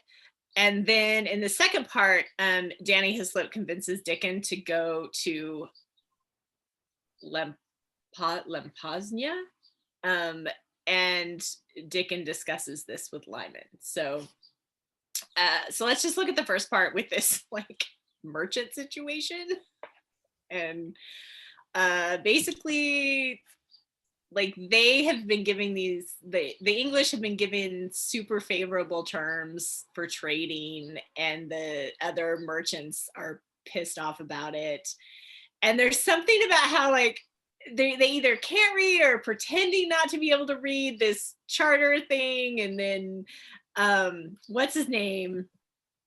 Is it which is the one that just gets, is it Rob Best who just gets, no, Killingworth just gets mad and like storms into this warehouse, which he shouldn't have done, and pisses off some people, which he shouldn't have done.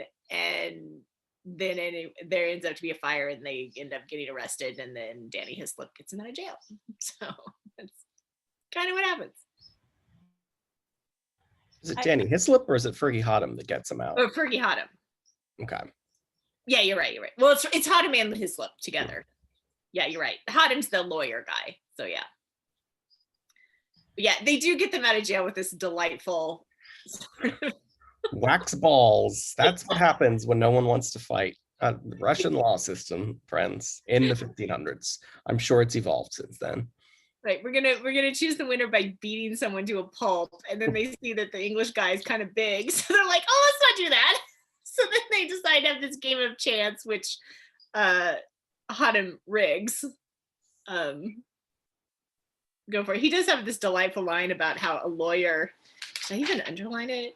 Something about a good lawyer leaves nothing to chance. So seems true, I guess. A good lawyer cheats. Yeah.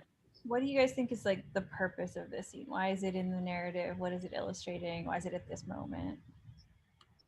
I just think it's showing us that there is some tension here, that everybody else thinks the English are getting sort of treated with some extra love and attention by the Tsar, and that it's not fair for everyone else. Yeah, So mounting tensions. Do what? Just mounting tensions is what it's showing to me. Like it's going to lead to somewhere, and that like that Lampu, wherever they're going up north, is a trade visit. So like, I don't know. I'm the way that Dunnett has brought it up several times now makes me think that something very important is going to happen when they go there. So yeah, and there's it's obviously emphasizing that this deal with the English is a bit weird. I mean, that the English have these terms that are super favorable to the point that the other countries' merchants are getting ticked about it. So something is weird about how Ivan has set up this charter, which we knew, like we kind of picked up on before by how surprised the English were at like, wow, these are really great terms. And Dickens suspicious of like, what's the point of it? So I think that's just another further emphasis of, yeah, this is definitely weird. It's also a kind of a nice tonal shift, like the tone shift from the end of the previous chapter to this chapter is pretty dramatic, which is nice.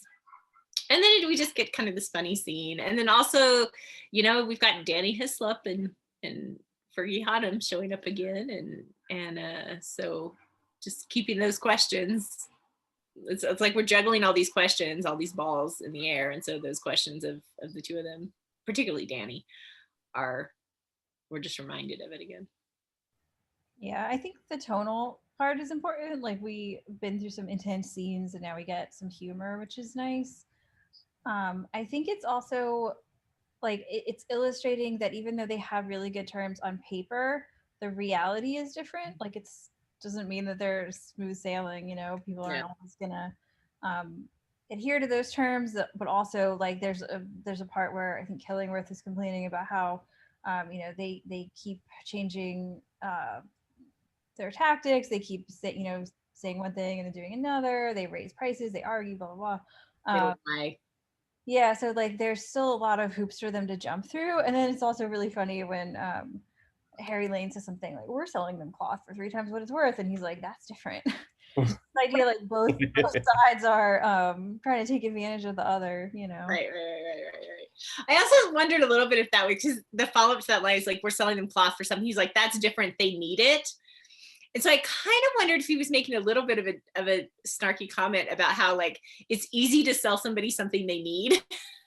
But it's not like, you know, we're trying to make profit on stuff that they don't need as well, and we're not doing as good on that. So I don't know.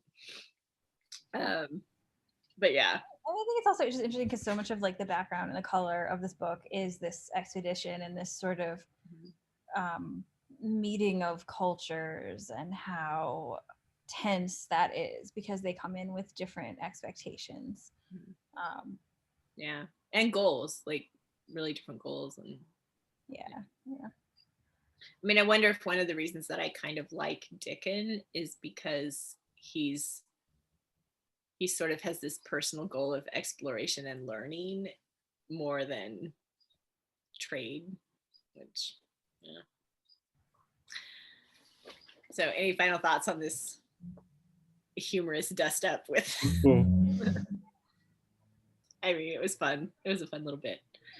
Okay, so then on 263, we start this bit where Hislop is convincing Dickon to go visit this the fair, the La Bosnia fair.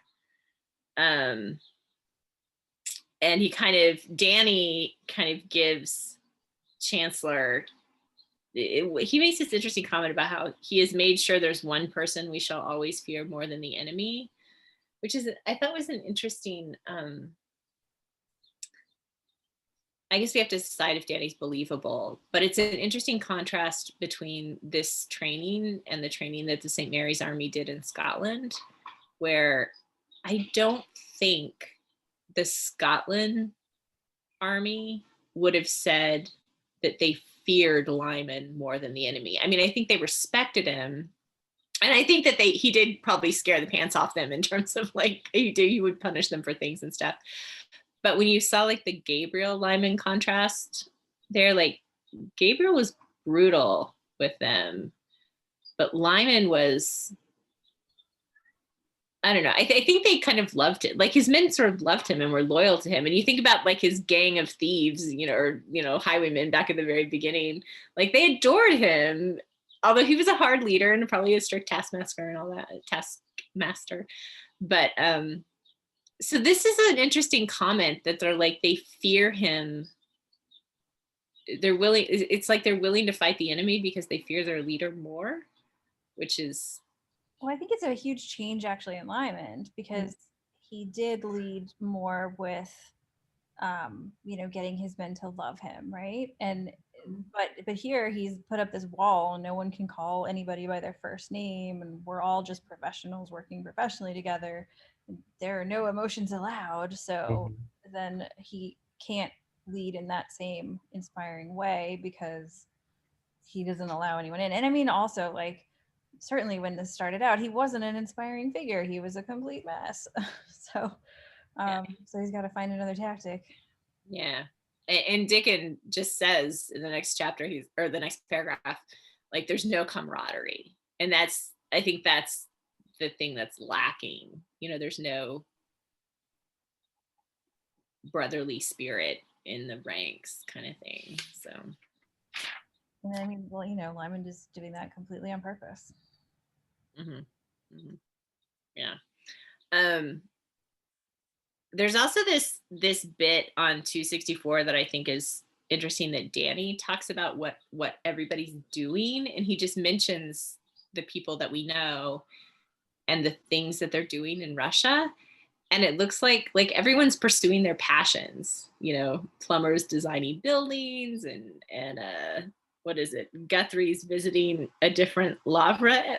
What is that?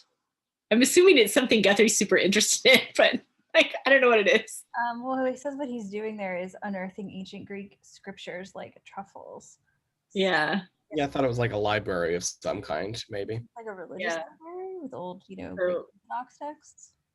The Harcourt's doing something with fighting Islam in some way, and Blacklock is teaching 3 people. He's teaching art to 3 people apparently, but it just this sense that like these guys are following their passion while in Russia, which I thought was kind of cute, and like I like that they're doing what they want to do in addition to the army. So I mean, I think it is it goes back to the tension between Lymond saying like, we're just an army versus like the reality of, no, we're like multidimensional human beings. And the whole reason, like we got the thing in the 3rd book where the whole reason St. Mary's was successfully able to expel Gabriel was because it was full of people of, all kinds of diverse backgrounds with different skills and different knowledge, and were able to come together and see through him.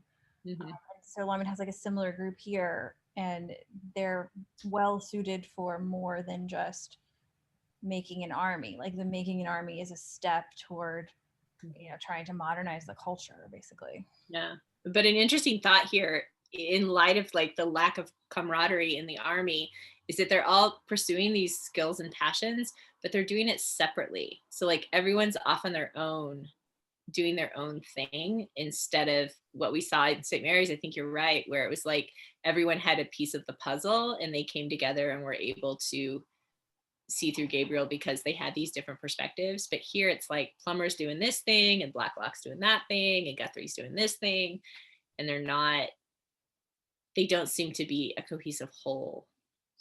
So yeah.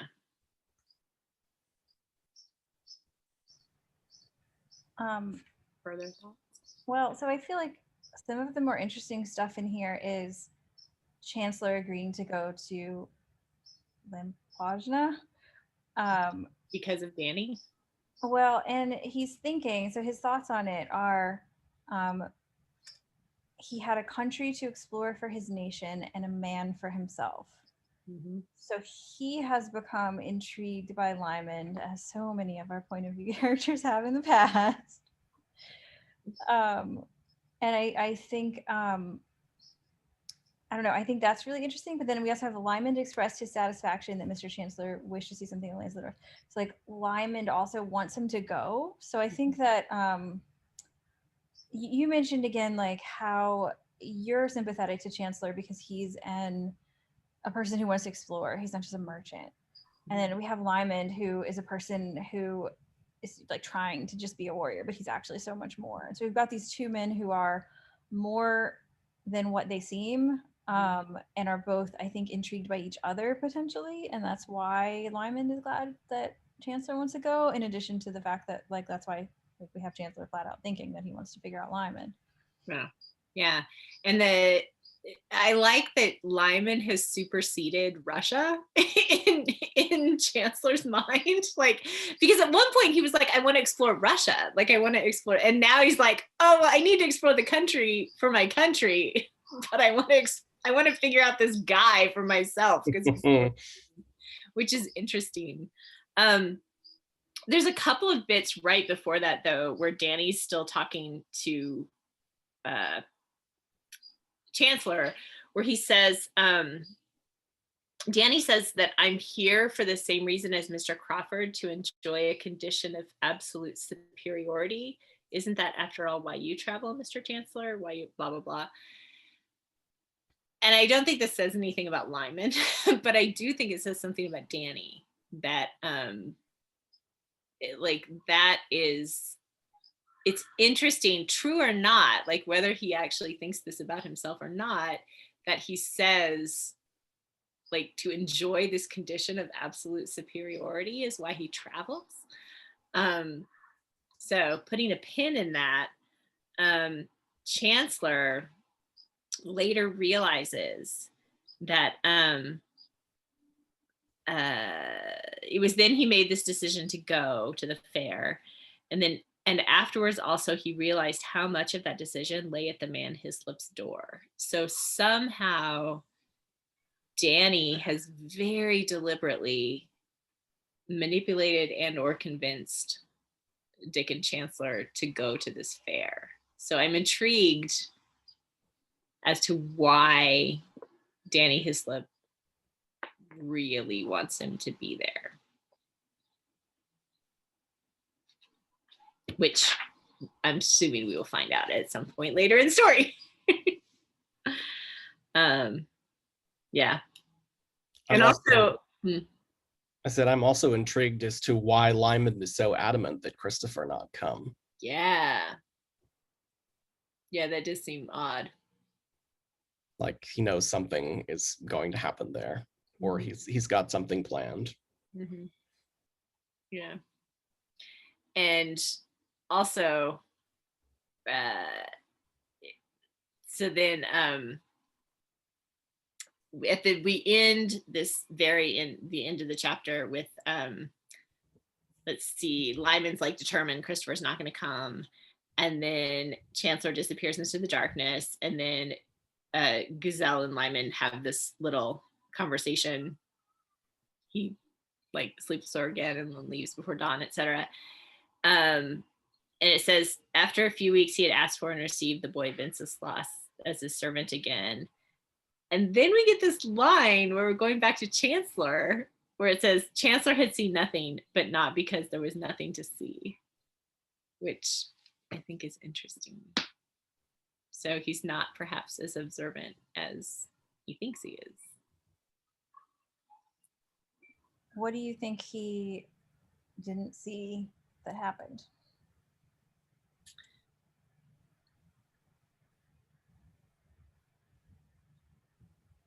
I don't know. Yeah, I can't really tell either. I can't tell yet. Like I really should probably go back and read that scene with Lymond again with a finer tooth comb, just to see what's missing in the scene.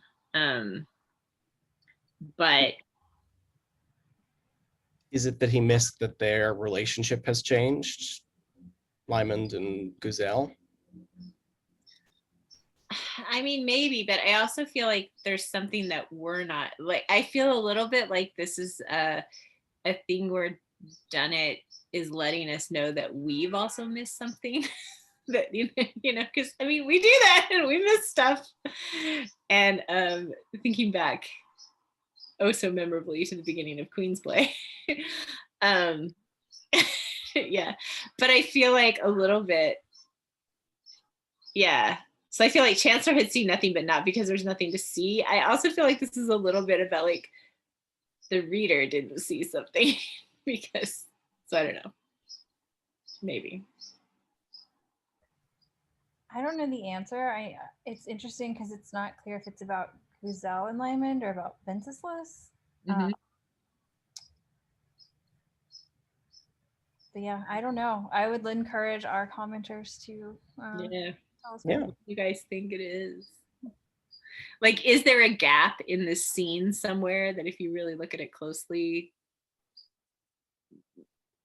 yeah, I don't know. And also I find it a little bit interesting that Lymond, I wonder, like, he waits a few weeks to ask for Venceslas to be his servant. And I wonder if that's a bit of misdirection on his part, like that he didn't ask for him immediately, because immediately would tip off that he really wanted to, you know, it's just later if it was kind of like, oh, hey, remember that kid? Can he come serve me? I don't know. Yeah, and I wonder actually, I guess because he asked for Venceslas to be a servant again, so does that mean he's taking him to Lymond? No. Mm-hmm. He's taking him away from Guzel so that she can't abuse him, basically. Right. Yeah, 'cause he While said- he's gone. Yeah. Because you could see, like, if Lymond's going to be gone for weeks or months or something, Guzel's going to get bored. And yeah. Yeah, so maybe what Chancellor's missing is Lymond protecting Venceslas from Guzel. Yeah. That makes sense. That's it for our section. Yay. So what, any thoughts on like where the stuff is going and what you would like to see? I just get this feeling that Lempojnia, something's gonna happen there. I don't know what, but it may further the plot or change the plot completely. So there's just been a lot of allusion to it in the last couple chapters, and the fact that Daniel Hislop wanted Dickon to go so badly, and also that Lymond is completely adamant, and also a little surprised that Dickon would want Christopher to come along with them. So Right. I'm like, what's going on with this fair? Like, why? I don't know. It seems odd. Yeah, I'm more intrigued with certain characters after this section. So I'm definitely more intrigued with D'Harcourt. Like, what the hell's going on with him? Super sketchy. A little more intrigued with Danny Hislop, although I was already intrigued with him before. The English guys still seem to be kind of nameless, faceless. I mean, they're not nameless, but they seem kind of interchangeable. Killingsworth seems kind of like an impulsive jerk, but I mean, the rest of them are kind of, I can't really tell them apart. Intrigued about who Margaret Lennox's agent is still. I really do think it's not the English guys. I think it's somebody who's been with Lymond for longer. I would be surprised if it ends up being one of the English guys with Dickon. Yeah, me too. I mean, I wouldn't bet money on it either way, but Unless we get more information. Yeah. Because right now, they're, like you said, they're all sort of, they're not nameless. I know some of the names now, but their personalities aren't distinct enough for me yet. Yeah, they kind of run together. What else? Ivan didn't show up really in this section, so I'm intrigued as to what's gonna. Clearly, he will be a force to be reckoned with at some point. So I feel like. Go ahead. I was just gonna say, I feel like Lyman's plan of like, well, who knows what his plan is? I don't feel like we know what his plan is, but his stated plan of like, I'm gonna stay with Ivan is not going to work. So like, something's gonna happen to mess that up, whether that's of Lyman's design or someone else's design. I don't know. Where is this relationship between Lymond and Guzel going? Nowhere. Well, hopefully. Yeah, I don't think it's going anywhere. I mean, nowhere meaningful. Like, maybe they will be like amicable working partners for a while, but I don't know if he'll be able to keep up the ruse that he's sort of enjoying it. I mean, there is probably some enjoyment, but like, I think Guzel thinks it's a lot more than what it really is. Yeah, I mean, I don't want to denigrate, like they're enjoying each other, like that's okay, but I also hope that he becomes unsatisfied with, like, I think he is unsatisfied with transactional sex, like we talked about that before, like he doesn't like it, but I don't know, at some point I just want him to to be able to see like intimate physical connection with someone he cares about, and that becomes valuable to him. Remember when he said my bed is not a marketplace, and like every single time he's ever had sex in the books, it's a marketplace. It's a marketplace. Yeah. So Yeah, I want that for him. You can extrapolate this part of him once more. So yeah. What else? Oh, you guys were brainstorming when we had the video paused about Martha. Yeah, I want to know what the heck Jarrett and Marta are up to. Where are they? Where did they go? Come back into the story, please. I was joking with Philippe a little bit ago. I was like, we need kind of a meanwhile back at the ranch, scene. Back in Greece. Back in Greece with Jarrett. Sure, they left Greece by now, but surely, like, it's been a while. So I don't know. I think they're still probably together. The one thing I'm pretty sure of is that, well, at least I hope, I don't think Jarrett would have gone back to Malta. No, surely not. Maybe he's in France with the rest of St. Mary's, because he is still an officer of St. Mary's, so. Yeah, maybe he joined St. Mary's. And I mean, Marta has like she's got business and connections in Lyon still, so she it's not like she still got her life there, although what's his name is dead. Yay. Well, both of them are, Georges Gautier and the Dom. Yeah, Gautier, that's what I was thinking. So how is the relationship faring? Oh my goodness. I don't know. No way. I think Jarrett is still like, I don't know. I think he's still kind of trying to like bumbly like follow after her, and she's like not having it still. I don't know. Maybe she's a little more predisposed to him a little bit, but I don't think they're having it. I don't think it's hearts and flowers. So, but wouldn't quite be Jarrett and Marta if it was all hearts and flowers. No. But I think it would be interesting, so I would like to be reading about it. So. Yeah, I feel like that's part of what this book also is hard for me, is that I'm very impatient with all these like random new Russian and English people, when I'm like, I'm already invested in Marta and Jared and all, Sibylla and Richard and Marietta, and like I want to read about them. I do not want to read about Rob Bastion and Ivan's terrible. Right. It's like, what's going on with Sibylla? What's going on with Philippa? What's going on with Kazoom and Kevin and Marietta and Richard? And yes, all of those people. And Archie, like, what's Archie up to now? You know? Yeah. And Teddy Boy Bella, what's he been up to? I hope he comes back. Maybe not in this book, but hey, that last book, you can bring all sorts of people back into the story. I think Hattie Boy is buried. Hopefully dead forever. Hmm? Oh wait, no, I don't mean Teddy Boy Bella. You mean the I Irish meant kid. You mean Connor, or no, Colin. Liam Rowe. Oh, Liam Rowe. Yes, I'm sorry. Teddy Boy Balla was Like, Lyman. Samuel Ballard should be dead forever. I meant Liam Rowe. That's who I meant. Yeah. Sorry. You don't want Daddy Boy to come back. No, I don't want Teddy Boy back at all. Slip though, because I think we do miss the Dionysian aspect of Lyme. Yeah, well, yeah, that's true. Just not the self-destructive part of it. Like, just yeah.